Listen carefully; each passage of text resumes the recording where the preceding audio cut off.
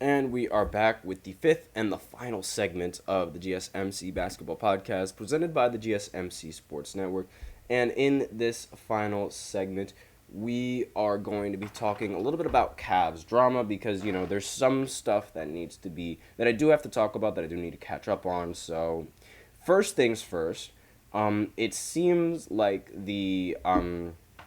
what's it called? It seems like the Cavs are very, very confident in being able to sign Donovan Mitchell to an extension, at least, according to this article that I'm looking at right now. So, the Cleveland Cavaliers, they've already picked their head coach. I mentioned that in a YouTube short, if you guys didn't pay attention to that. But essentially, Kenny Atkinson, he is going to be the next head coach for the Cleveland Cavaliers. And honestly, you want my opinion? I don't like him. I genuinely do not want him as my I mean, he was all right. I mean, I guess he was okay on Brooklyn, when he had his little coaching moment in Brooklyn. I mean, like it's water under the bridge really, and he was replaced shortly after with Steve Nash, which was honestly even worse, but that was basically, his that's basically been his experience with the Brooklyn Nets and as a head coach. I mean, most of the time in his career, I'm just looking at his careers log right here. But most of the time throughout his career, he's been known as an assistant head coach, and jumping from assistant to being the head coach, it's a very big jump and it's a very big difference. Like, being an assistant head coach is very different than being a head coach, right? And the acquisition of Kenny Atkinson, I'm not entirely sure how that's going to work. As a coach for the Brooklyn Nets, he didn't really have the best season, right? I mean, he didn't really have the best seasons, I guess you could say. I mean, he went 20 and 62 in one of them, 28 and 54 in another one, and then he only had one good year with Brooklyn, and that was in 2018, 2019. That was honestly a very, very fun year being a Brooklyn Nets fan. They had Spencer Dinwiddie, they had Jared Allen, they had Joe Harris. Who else did they have? Karis LeVert, D'Angelo Russell. That was honestly, I think, the highlight of his coaching career. The fact that he was able to make or because, like, that team was fun. Like, they were fun to watch. And while they didn't really do much in the postseason, they only won one game in the postseason, and they ended up losing in five. I mean, I believe it was to Philly that they ended up losing. Yeah, they lost to Philly. It wasn't that bad. I mean, that was pretty fun. I really liked that. I really liked that season. And unfortunately, afterwards, their best player, D'Angelo Russell, ended up leaving in free agency, and so the team ended up taking a dip. We ended up getting Jamal Crawford, though, so that was always fun. But it was a new team, and that sort of might have affected the coaching record. So when it comes to building a young team and having a good environment with the young team, I think Kenny Atkinson, he does a great job with that. But overall, his coaching resume and his coaching career, it hasn't really been all that impressive. So there's still some ifs, ands, and buts that need to be answered with Kenny Atkinson being their new coach. But being with the young guys and with the younger guys, and also having coached Jarrett Allen before, it could end up working out. It could end up being really cool. But we'll see, because that Nets team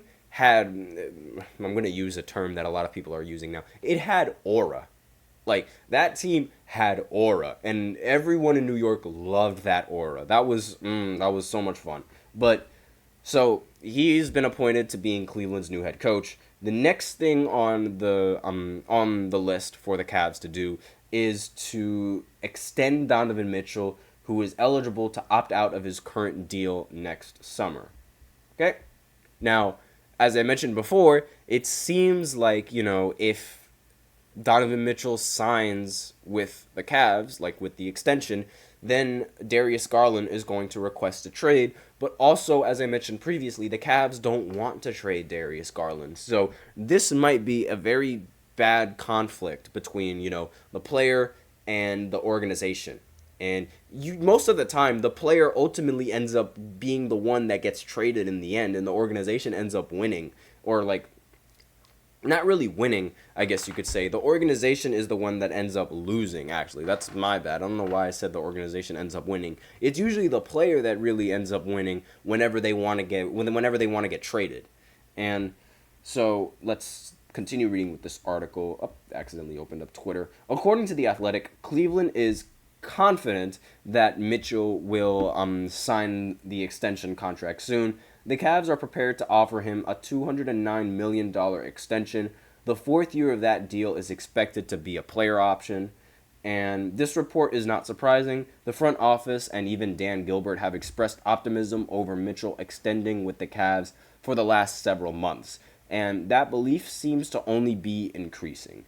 And I'll say that, this is a quote, "I'll say that my exit interview with him was really good, that he was talking about the future and how excited he was about the team, the organization. Kobe Altman said last month, this is a player that has had two of the best years of his career here. He's had a lot of success here, understands the infrastructure, I think has a lot of trust in what we're doing, and understands that our goal is to win a championship." So Mitchell is eligible to sign his extension with the Cavs at any point now due to the NBA Finals ending. Things can change quickly in the NBA, but as it stands, it seems like Donovan Mitchell is going to extend in Cleveland, and that's just going to be a matter of when he does it as opposed to if he does it. So, according to the report, it seems like Donovan Mitchell is definitely going to re-sign. But what does that mean for Darius Garland? Excuse me.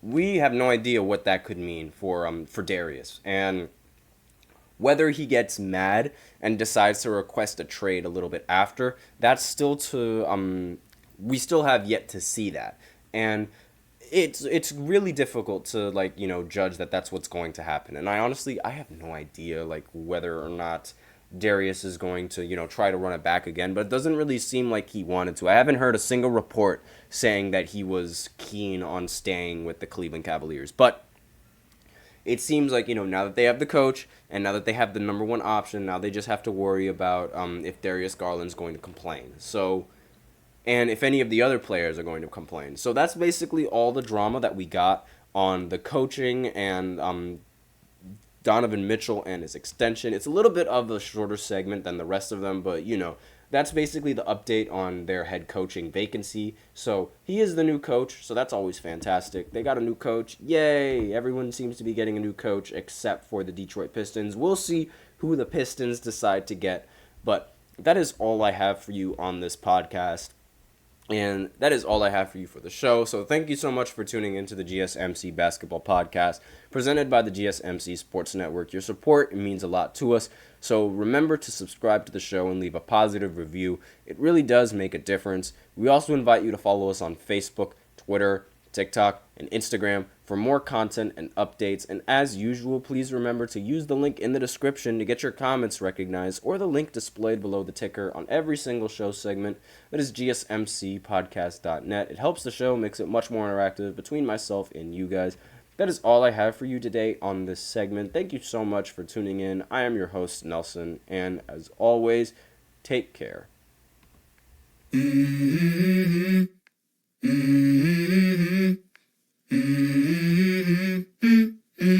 Let's go. I wake up to a little bit of drool on my pillow, feel like it's gonna be a bad day. Yeah, I'm tired of shit, and the coffee ain't hit yet, damn, ain't that great.